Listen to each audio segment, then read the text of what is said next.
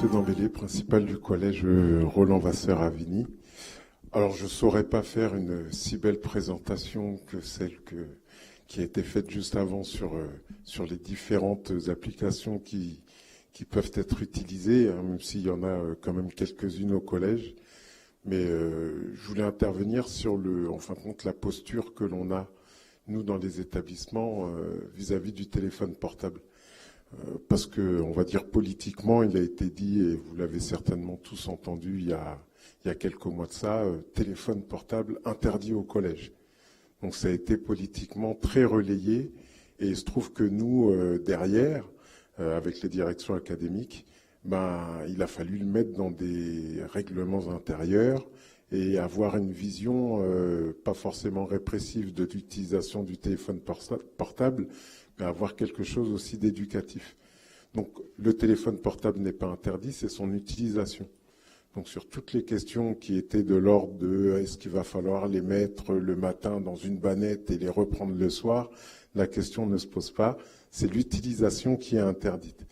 Et le téléphone portable est utilisable dans un cadre pédagogique si un enseignant en a la nécessité à un moment, bien sûr avec l'aval du chef d'établissement ou si c'est noté au projet d'établissement, ça peut tout à fait se faire. Pour ça, il n'y a pas de contrainte. Mais ce qu'on peut voir, personne de ma génération actuellement, c'est que c'est la première fois avec un outil dans un établissement que les rôles sont inversés. On parlait tout à l'heure de communication horizontale. J'irais jusqu'à dire que parfois elle est verticale dans l'autre sens. C'est-à-dire qu'on voit beaucoup d'élèves qui, alors, ils n'en font pas forcément une utilisation toujours très intelligente au sens éducatif du terme. On est tous ici bien conscients de la chose. Mais en tout cas, ils savent l'utiliser et ils savent très rapidement évoluer avec les évolutions des téléphones et des terminaux numériques. Or, il y a beaucoup d'enseignants qui sont complètement fermés sur la chose. Mais c'en est impressionnant. Donc forcément, si le téléphone portable est utilisé dans un établissement et que l'adulte qui est face aux élèves n'en connaît pas les limites, ça fait forcément peur.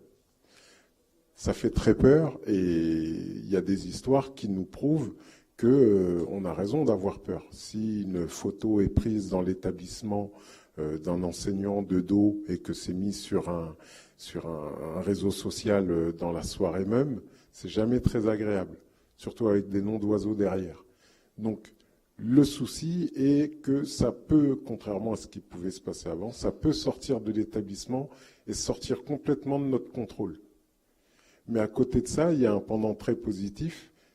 Moi, je prends un exemple d'une situation que j'ai vécue il y a 3 ans maintenant, dans mon ancien établissement.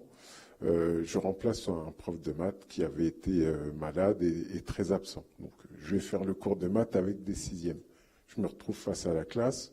Le principal adjoint nous fait cours de maths. Déjà, pour eux, c'est la fête. Quoi ? C'était une fête de 5 minutes. Parce qu'après, ils se sont rappelés que j'étais le principal adjoint. Et puis, je me retrouve face à l'ENT, au TNI, excusez-moi, et perdu. Alors ça, ENT, je sais faire. Les emplois du temps, je sais faire. Mais le TNI, le paramétrer, je ne savais pas. Il y a les 28 qui se lèvent en disant « on va vous montrer ». Et j'ai trouvé ça super beau et super touchant, parce qu'après, pendant un mois, par contre, ils m'ont rappelé qu'ils m'avaient appris à faire fonctionner le TNI. Et quelque part, j'ai trouvé ça très bien parce que ça inversait les rôles et il me prouvait à ce moment-là que l'éducatif autour du fonctionnement de l'outil, ils étaient capables, eux, de le réinvestir et de l'expliquer à quelqu'un. Donc ça avait un aspect éducatif très intéressant. Et moi, ça ne me gênait pas parce que, par ailleurs, tous les autres aspects numériques qu'il y a dans un établissement, globalement, je les maîtrise. Le NT, EDT, je suis jamais en classe. Donc le TNI, je ne le vois qu'en allumant le TNI de mon conseil de classe. Donc c'est pour ça que, quelque part, j'étais pas pris à défaut et que ça a été très, très, très marrant de vivre cette situation. Mais moi, c'était très ponctuel dans le temps. Quand c'est quelque chose que l'on appréhende tous les jours, la place des terminaux numériques, hein, parce que le portable, je le mets dans toute la famille des terminaux numériques, ça peut être angoissant. Ça peut être très angoissant. Et aujourd'hui, la question de la place du téléphone portable dans les établissements et notamment au collège, elle est aussi de l'ordre de la compétence de celui qui est censé transmettre, on va dire, de manière habituelle, hein, de censé transmettre le savoir. On peut être pris à défaut. Mais on va dire globalement, entre tout l'aspect ça va être interdit, fini les portables, et ce qui se passe sur le terrain, il ne se passe pas tant que ça. On va dire que quand on doit gérer 90% des conflits qui ont lieu autour du portable entre élèves, si on fait des captures d'écran, qu'on échange avec les parents, c'est hors du temps scolaire. Et forcément, le portable fait partie de la vie des élèves, il fait aussi partie de notre vie. Hein. Moi, tout l'après-midi, ma compagne m'a envoyé des photos des enfants qui étaient au jardin aujourd'hui avec elle. Donc j'ai regardé. Donc j'ai pas été complètement coupé de mon téléphone dans l'après-midi. Donc cette vie avec le portable, il faut qu'on l'accepte tous. Effectivement, tout a été dit cet après-midi sur savoir mesurer les choses, ne pas en faire trop.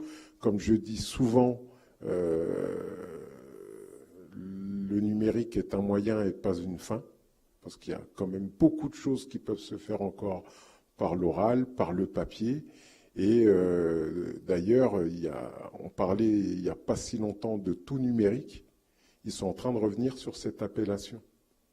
Parce qu'on se rend compte que le tout numérique, ça ne fait pas forcément des gens bons dans le numérique. Mais on peut l'utiliser partiellement et ça peut être, on n'est pas obligé d'avoir 300 tablettes dans un établissement pour dire « Waouh, on va être super, notre projet d'établissement, ça va être du numérique ». Il y a 280 tablettes qui peuvent dormir où les 300 peuvent être utilisées et pas forcément à bon escient. Donc l'idée à travers l'utilisation des terminaux numériques, dont le téléphone, c'est d'en faire une utilisation intelligente. Comme je dis souvent, un cours d'EPS, 25 téléphones portables dans les poches, 25 chronomètres. Donc déjà, je dis à mes profs d'EPS, n'achetez plus de chronomètres. On fera cette économie. Donc il y a plein de choses comme ça où ça peut être utilisé hors connexion, en plus. Donc ça met tout le monde à l'aise parce que ce qui est un peu gênant sur le téléphone portable, c'est en réalité, c'est pas le téléphone. Ça peut sonner une ou deux fois, ça dérange le cours. C'est tout ce qui est connexion finalement. Prendre quelque chose, le rediffuser en direct ou pas, c'est ce qui inquiète les autorités dont je fais partie. Pour finir, parce que sur cette intervention, l'idée c'est de dire que le téléphone portable fait forcément partie de la vie des élèves, il fait partie de notre vie aussi. On n'interdira pas complètement. Plus on l'interdira, plus ils l'utiliseront, et pas forcément sous nos yeux. On va dire que au moins 20 fois par an, s'il y a un petit souci avec un gamin, il m'arrive que les parents m'appellent avant que je les appelle. Ce qui sous-entend qu'il y a eu, je ne sais pas, il y a de la fumée ou un truc comme ça. S'ils savent le faire, c'est très bien. Mais souvent, je dis aux parents, mais comment vous êtes au courant de cette affaire? Et là, ils disent, oui, non, mais on m'a dit, ben non, personne n'est sorti du collège. Donc, comment êtes-vous au courant? Oui, mon enfant, oui, il a utilisé son téléphone portable. Oui, c'est vrai que, bon, on va dire, sur le principe, ça me gêne parce que nous, on va donner une information, on va dire, qui n'est pas partielle, ou qui n'est pas une information d'un enfant qui va un peu peut-être avoir l'alarme et que le parent va surréagir. Nous, on va expliquer, il y a peut-être eu un incident, il y a peut-être eu un accident, mais les choses sont faites proprement. Donc l'utilisation des téléphones, de manière générale des terminaux, ils ont aussi comme objectif de ne pas nous couper l'herbe sous le pied de notre propre communication. Parce qu'il peut se passer des choses très graves. Si les parents sont au courant avant qu'il y ait une communication officielle, ça peut avoir un effet dévastateur. Et on ne peut pas fouiller les gamins tous les jours pour savoir si leur téléphone est allumé ou éteint. Donc voilà, moi mon intervention c'était surtout sur le cadre de l'utilisation du téléphone portable qu'on essaye de gérer au mieux. Moi je reste persuadé, surtout en parlant avec certains collègues, que dans bon nombre d'établissements, l'utilisation est intelligente. Il y a très peu d'incidents. Je ne pense pas qu'il y ait plus d'une trentaine de téléphones portables, on va dire, confisqués par an dans mon établissement, ce qui veut dire en gros un par semaine. On ne peut pas dire que ce soit une situation qui pose problème. Ça continuera, on continuera à échanger avec les parents. Les élèves auront leur larme à 17h dans le bureau, et à 17h05, ils auront leur téléphone. Les utilisations malveillantes sont quand même très rares. Donc voilà, je tenais quand même à le préciser et vraiment à axer sur l'aspect utilisation, éducation et on ne lâche pas la chose sur l'utilisation des terminaux numériques qui font de toute manière maintenant partie de notre vie. Je vous remercie.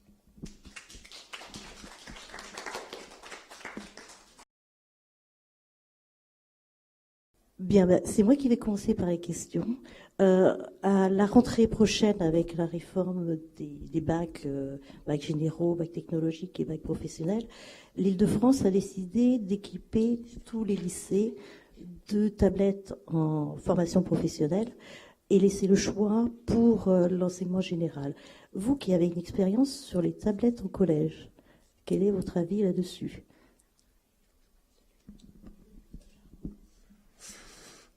Alors moi, si je prends l'exemple des collèges du Val d'Oise, par exemple, il y a eu un déploiement sur les 3-4 dernières années qui a permis à chaque établissement d'avoir 32 tablettes.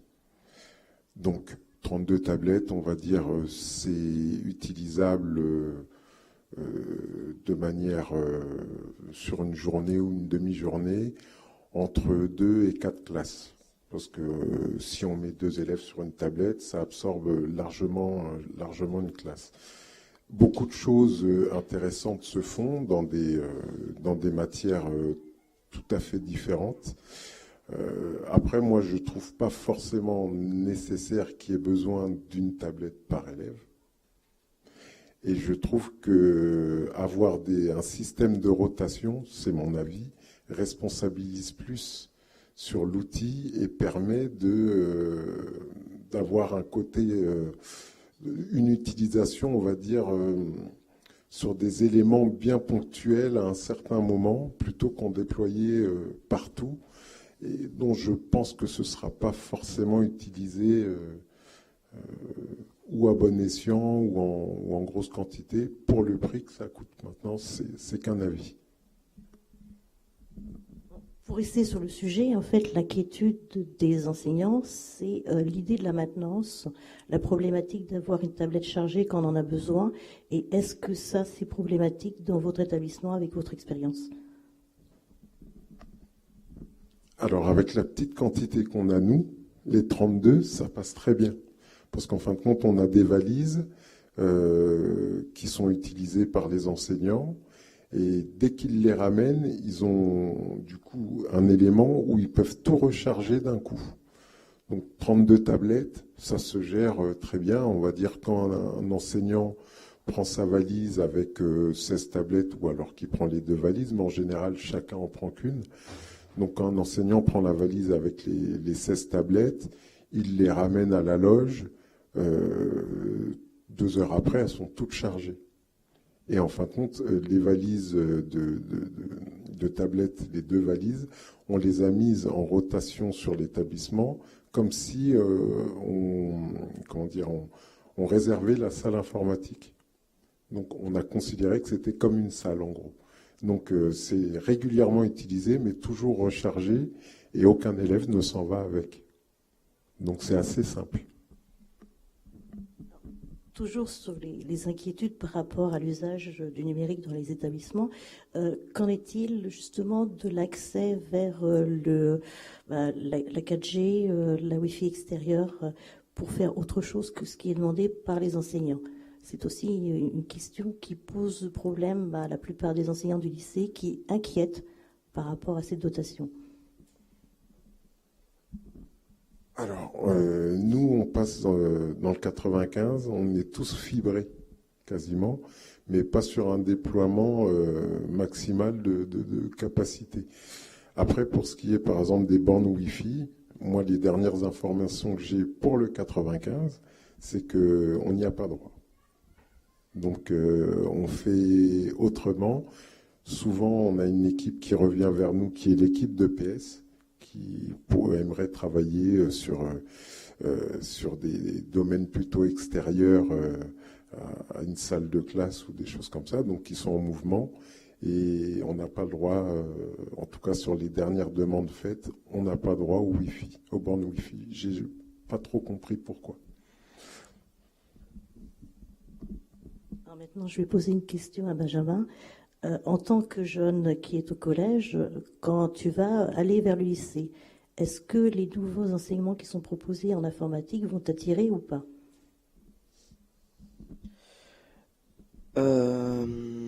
Alors il faut savoir que je dormais à moitié quand vous avez quand vous avez fait votre présentation, donc j'ai pas bien entendu, mais de ce que j'ai compris, il va y avoir plus de programmation, c'est l'idée. Donc oui, moi je suis plus attiré par ça parce qu'encore une fois, j'aime bien innover, j'aime bien apprendre et j'aime bien créer. Et donc la programmation, c'est justement l'outil qui permet de faire ça. Enfin, vis-à-vis du numérique, parce que si jamais on me donne du papier, un crayon ou du carton, je vais avoir plus de mal quand même parce que j'arrive pas à me modéliser. J'ai du mal avec la géométrie et du coup, quand on me dit de créer des choses physiques, enfin, je sais pas si j'arrive bien à m'exprimer, mais j'ai du mal. Alors que quand je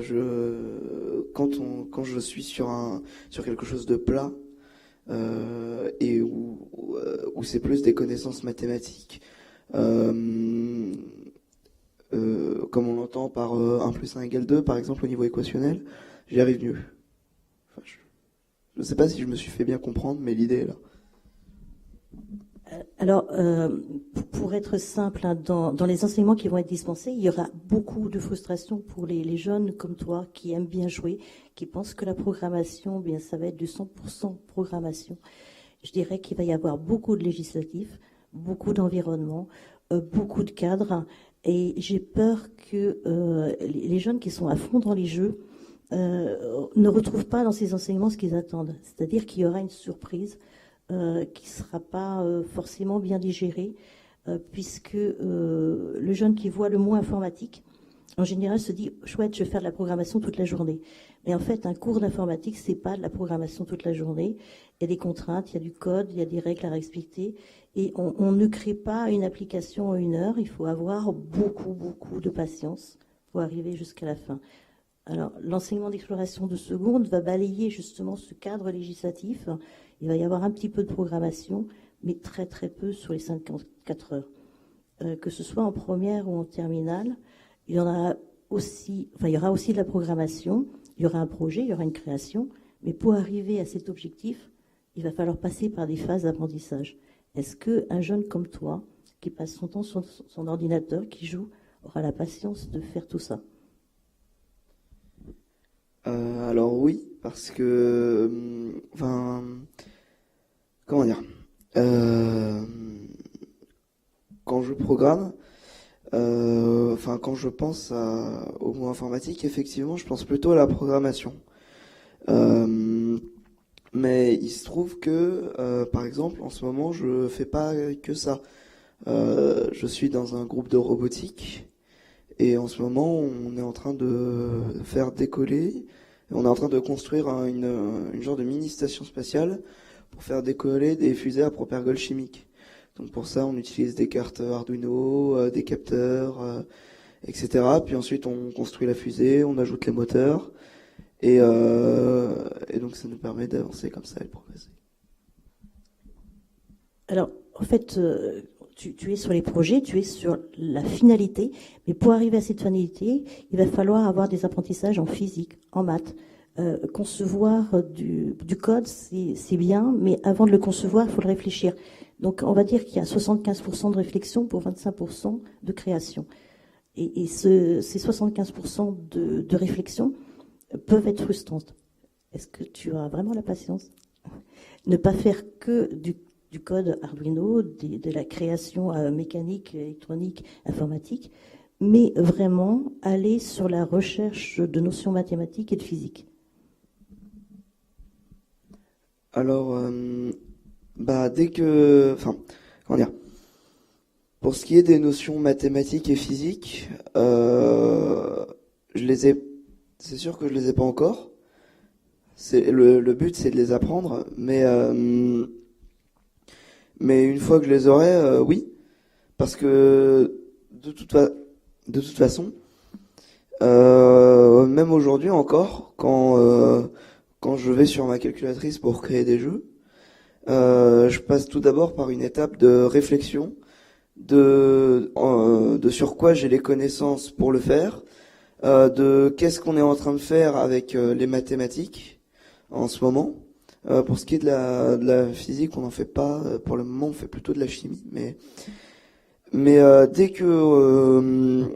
quand je suis sur un projet, je me fixe bien ce que je saurais faire, ce que je ne saurais pas faire, ce qu'il faut que j'apprenne. Et généralement, si je veux vraiment faire quelque chose pour un projet et que j'ai pas les connaissances pour le faire, j'utilise Internet pour me renseigner ou faire des choses comme ça. Mais généralement, j'ai quand même l'habitude de me lancer dans un projet sans trop savoir où je vais, de me laisser guider par le vent, par mon humeur. Et puis plus je tâtonne, plus j'arrive à un résultat. Et vers le quart de la création de ce que j'étais en train de faire, là je commence à noter des idées, je commence à noter ce que je veux faire. Donc là je passe par la phase de réflexion sur qu'est-ce que je sais faire, qu'est-ce que je sais pas faire, comment je vais pouvoir le faire. J'y réfléchis et puis après je mets tout ça sur papier puis en code. Alors, on a bien compris que tu avais une habitude de programmation. Là, il va y avoir un cadre, il va y avoir un enseignant qui va cadrer la classe, qui va faire des groupes. Les camarades avec qui, si tu étais dans cette classe-là, avec qui tu vas travailler, ne seraient pas forcément avec la même formation que toi. C'est une richesse d'être en groupe. Donc, en fait, c'est un travail qui est un travail de co-construction entre l'enseignant, les élèves, mais par petit effectif, par groupe, sur un produit final qui peut être fait de parties développées par chacune des personnes du groupe. Et sachant qu'après, en fait, on va rassembler les morceaux. Donc c'est aussi, avant tout, un apprentissage des règles. C'est un apprentissage de la vie en communauté et le partage, donc les relations sociales. C'est pas uniquement un aboutissement sur un programme qui fonctionne. Évidemment, c'est un objectif et c'est valorisant quand ça arrive, mais c'est surtout de la co-construction et le respect d'un cadre, un apprentissage d'une procédure. En fait, une procédure, c'est qu'il y a un début, une fin, et il y a tout un déploiement. Alors, le temps tourne. Je ne sais pas si tu veux malgré tout intervenir, Benjamin. Veux-tu à nouveau intervenir ? C'était pas forcément une question, c'est pour ça. Non, pas vraiment. Parce qu'en fait, disons que je commence à avoir la tête qui tourne. Voilà, donc c'est la psychologue clinicienne qui voit que peut-être il faut effectivement cesser cet échange un peu soutenu. C'est difficile effectivement de se projeter. Est-ce que dans la salle il y a des questions autour de l'utilisation des portables, de l'utilisation du numérique ? Oui, j'ai une question. Donc moi j'en ai eu une en tant que parent. On discutait du temps que les enfants passaient devant les écrans. Si on leur donne une tablette toute la journée à l'école, est-ce qu'on compte que 8 heures par jour, ils sont déjà devant et donc plus du tout à la maison ou pas ? Enfin voilà, c'est comment on va nous comptabiliser ou gérer le temps que nos enfants vont passer devant un écran. Même si c'est pour faire des choses constructives et éducatives, ça reste que leurs yeux sont sur un écran. Alors, j'ai bien entendu l'inquiétude, mais je vais vous rassurer parce que le 100% tablette, que ce soit au collège ou au lycée, je pense que on va être d'accord là-dessus, ça n'existe pas. C'est-à-dire que ce sont des activités qui sont ponctuelles, elles ne vont pas durer sur les 55 minutes de cours, c'est vraiment très ponctuel, et c'est avant tout un apprentissage à l'usage intelligent de l'outil. Donc en fait, on n'est pas dans le même domaine que la famille. C'est-à-dire qu'on l'utilise en tant qu'outil. Faire une mesure, ça dure 30 secondes. Faire une photo, pareil. Donc en fait, tout dépend du niveau auquel on va être. Que ce soit un élève de 6e ou un élève qui va être en terminale, on n'a pas les mêmes objectifs et les mêmes utilisations. Et puis si on a un handicap, c'est quand même une béquille.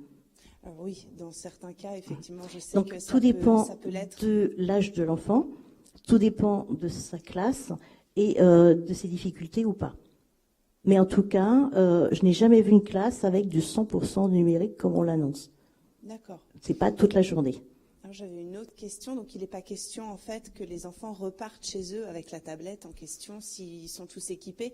Parce que du coup, moi, la question qui me soucie, quid des temps de trajet, des agressions pour se faire piquer une tablette, etc. Moi, mes enfants n'ont pas de téléphone, smartphone, précisément pour ce problème-là. Alors, justement, c'est une question qui est abordée. Donc, au collège, on l'a entendu, les tablettes restent au collège. Par contre, au lycée, sur l'Île-de-France, et je pense que ce sera partout en France, il est question d'équiper les élèves de tablettes. Alors déjà, en lycée professionnel, à la rentrée, toutes les secondes professionnelles auront une tablette qui leur sont attribuées pour 3 ans. Donc, c'est des tablettes qui vont voyager. Pour le lycée, en seconde générale et technologique, pour l'instant, il y a un statu quo. Donc, les établissements ont privilégié le livre classique plutôt que le livre numérique. Aujourd'hui, on se demande comment justement ces tablettes vont être entretenues, si la famille doit assurer la tablette, qu'en est-il de la casse, qu'en est-il de la recharge. Ce sont des questions pour lesquelles on n'a pas de réponse. D'accord. Et qu'en est-il aussi du contrôle, puisque s'ils ont une tablette qu'ils vont ramener chez eux, ils pourront donc se connecter au Wi-Fi de la maison ou du McDo, peu importe, et accéder absolument à tout sans plus aucun contrôle de la part des parents, alors qu'on recommande effectivement de mettre les ordinateurs dans une pièce qui ne les isole pas, etc. Alors, pour ce qui est des établissements scolaires, normalement, le Wi-Fi utilisé dans le cadre scolaire est un Wi-Fi qui est sous la bonne garde de l'administrateur réseau, c'est-à-dire qu'il est soumis aux mêmes conditions que les ordinateurs dans l'établissement. D'accord. Donc il y a des règles. Le Wi-Fi, c'est le Wi-Fi de l'établissement. Dans certains établissements, comme vous le disiez, il n'y a pas de Wi-Fi, donc c'est seulement du câble. Et une tablette ne se connecte pas sur le câble réseau classique. Donc déjà, on est un petit peu à l'abri. Non, mais elle va se connecter au McDo. Alors, tout dépend de la portée. Non, mais je veux dire, si l'enfant repart avec sur le trajet, c'est sûr que l'établissement n'est pas responsable de ce qui se passe en dehors de ses murs. Et là, c'est quelque chose qui est embêtant et on en a totalement conscience, mais on n'est pas décisionnaire là-dessus. D'accord. Et moi, je soulève encore un autre point. On a ressenti, nous, le besoin à un moment donné donc Benjamin, de le sevrer, entre guillemets, c'est-à-dire d'arrêter tous les écrans, alors effectivement hormis la télé, mais qui ne l'intéressait pas, donc pas de problème, d'arrêter tous les écrans pendant 1 an. À cette occasion, on a échangé avec les enseignants qui ont été un peu surpris, mais ont accepté qu'effectivement Benjamin rende son travail, même celui qui était demandé sur ordinateur, que ce soit rendu sur papier, etc. Personnellement, j'ai trouvé que ça avait été bénéfique, que ça avait apporté beaucoup de choses à Benjamin. Si les enfants ont un accès à l'école à ces outils-là, on ne pourra plus du tout mettre ce type de choses en place et avoir ce sevrage en fait pour essayer de penser complètement à autre chose. Sauf que en établissement, on va dire l'aspect on joue et on s'isole n'existera pas. On sera forcément sur une utilisation qui sera de l'ordre du projet ou d'une utilisation, on va dire, entre guillemets, intelligente en classe, mesurée dans le temps, sous l'œil d'un adulte qui est l'enseignant ou plusieurs enseignants, si c'est un cours avec plusieurs enseignants. Donc le sevrage, on va dire, c'est le sevrage de l'utilisation où on s'isole. C'est ça la vraie réflexion. Sachant que... Ah non, ça a été une coupure totale de l'outil parce que, justement, il ne pensait qu'à ça. D'accord. Non, mais à la limite, c'est peut-être un parallèle risqué que je prends, mais c'est pas grave, je le prends. C'est comme l'alcool. Oui. Je veux dire, à un moment, il y en a... Ce que je disais, on a des encyclopédies, tu peux aller chercher la définition, ce que tu recherches dans une encyclopédie, il n'y a pas que Google. Le souci qu'il va y avoir, alors on parle de Google ou de choses comme ça,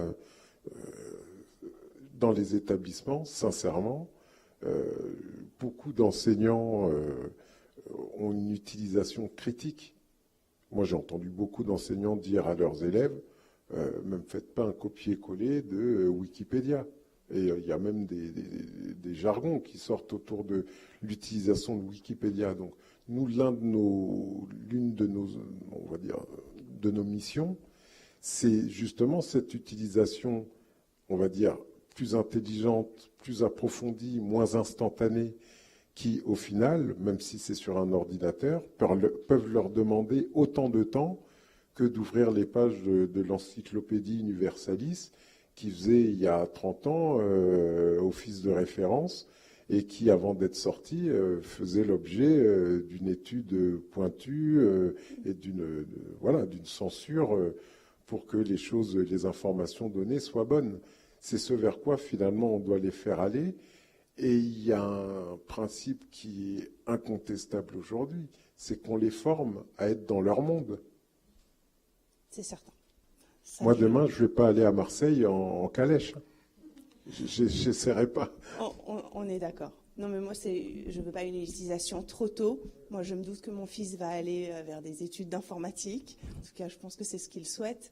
Et que forcément, il va avoir un ordinateur, mais j'espère qu'il aura acquis avant d'avoir ça entre les mains en permanence, qu'il aura acquis avant justement suffisamment d'armes pour s'autoréguler, pour prendre de la distance et être capable de gérer ça, ce qui n'est pas forcément facile quand on a 11 ou 12 ans. Alors, le rôle du pédagogue, c'est justement d'apprendre à l'enfant d'utiliser au mieux ces outils-là. Faire une recherche dans une encyclopédie en manuel papier, c'est très bien, mais savoir la faire avec des outils informatiques, c'est vraiment le monde qu'il va croiser.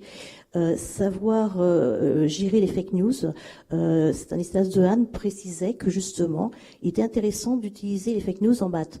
Pourquoi ? Parce que les courbes qui sont dans le fond de la personne qui est en train de parler, elles démontrent justement que le discours n'est pas en cohérence avec ce qui est affiché. Donc en fait, tout cet apprentissage-là doit se faire à travers l'école. D'accord. Enfin, mon souci est vraiment plus de savoir de la pertinence de donner à chaque enfant, alors qu'ils sont encore, même au lycée, c'est que ça reste assez jeune, un outil de ce type-là, 24 heures sur 24. Moi, c'est le 24 heures sur 24 qui me dérange. Si l'outil reste au collège ou au lycée, effectivement, c'est comme les ordinateurs en salle d'informatique et ça ne me pose pas de problème parce que le contrôle est faisable. Il l'est plus s'ils partent avec. Surtout qu'on pourra mettre tous les contrôles, toutes les sécurités qu'on voudra. Moi, je suis certaine qu'ils réussiront à les contourner. Bien sûr. Mais c'est pour ça qu'il y a une différence au niveau des règlements intérieurs entre le collège et le lycée. Les interdits ne sont pas les mêmes. On lève un petit peu d'interdits au lycée pour apprendre aux jeunes à s'autogérer. La plupart des jeunes qui sont en établissement scolaire au niveau du lycée ont, on va dire, à 90% un téléphone dans leur poche, et bien souvent un smartphone. Que ce soit une tablette ou un smartphone, c'est pareil. Ah, tout à fait. Donc, l'idée de les équiper de tablettes, c'est pour donner une justice à tous. C'est-à-dire que les 10% qui restent, qui sont des lycées pour compte, ils aient aussi accès au numérique. Mais je dirais que, en fait, nous ne sommes pas décisionnaires. Le plan numérique, ce n'est pas les enseignants qui l'ont décidé. Ça se décide bien plus haut. Et nous, on est obligés de faire avec. Non, ça je sais bien. Là où je ne suis pas d'accord, c'est que j'ai plutôt tendance à constater que c'est plutôt dans les milieux favorisés qu'il y aura moins de smartphones, que dans les milieux moins favorisés, où là, il y a beaucoup plus d'outils. Très très jeunes, ils ont facilement une tablette, un téléphone, etc. dès la primaire. C'est pour ça que le rôle du pédagogue, c'est apprendre à s'en servir à bon escient. Et là, c'est distribué à tout le monde dans la classe. Ce savoir-là, normalement, est distribué à tous. Alors, est-ce qu'il est compris, est-ce qu'il est assumé? Ça, c'est autre chose.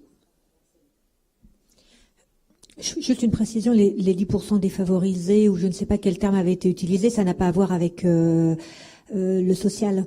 Ça n'est pas un critère social, c'est en fait par rapport au collectif, ils n'ont pas cet accès-là que d'autres ont. Mais le fait est, c'est qu'il y a des études qui prouvent que le temps passé devant la télévision, notamment, il y a certainement d'autres études plus récentes, mais une dernière que j'ai en tête concernait effectivement les télévisions, les écrans plutôt passifs. Les enfants de milieux défavorisés passent beaucoup plus de temps, et notamment petits bébés, devant des émissions de télévision, en plus qui passent, pas choisis, avec un DVD, avec un programme, etc. Mais voilà, en continu, sont beaucoup plus exposés à ce type de dotation d'écran que les enfants de familles favorisées. Donc ça tend plutôt à l'inverse. Alors que on avait supputé le contraire, qu'il fallait effectivement avoir un certain niveau matériel pour pouvoir doter ces enfants de tablettes, de grands écrans et de portables. Et en fait, la réalité est effectivement à l'inverse. Donc c'était pas du tout défavorisé au plan social. Oui. C'était un équipement, c'était pour que tous les élèves aient le même outil. Mais pour l'instant, au niveau lycée, la plupart des établissements scolaires ont refusé l'accès à la tablette pour tous. Je ne sais pas comment ça sera quand Benjamin sera en seconde.